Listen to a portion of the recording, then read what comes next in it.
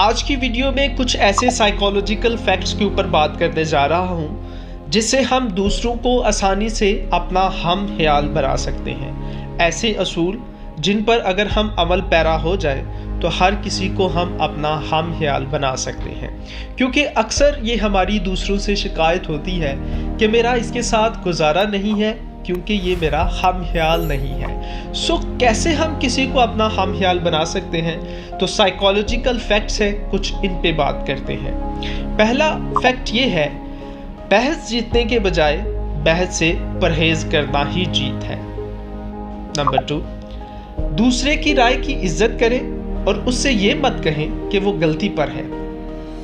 Number 3، اگر آپ غلطی پر ہوں تو اس کو بہت جلد اور صدق کے دل سے مان لیں۔ نمبر 4، دوستانہ طور پر گفتگو کی شروعات کرو، ملاقات کے لیے مسکراہٹ برقرار رکھیے، اپنا تعارف کرائیے، لوگوں میں اپنی دلچسپی کا اظہار کیجیے، مثبت رویے کا اظہار کیجیے، بہت زیادہ ملنسار بنیے۔ نمبر 5، ایسا طریقہ اختیار کریں کہ دوسرا شخص ہاں کہنے لگے۔ نمبر 6، دوسرے شخص کو محسوس کرا دیں کہ خیال اسی کا ہے۔ نمبر 7، دوسرے شخص کو موقع دیں کہ وہ زیادہ سے زیادہ گفتگو کر سکے۔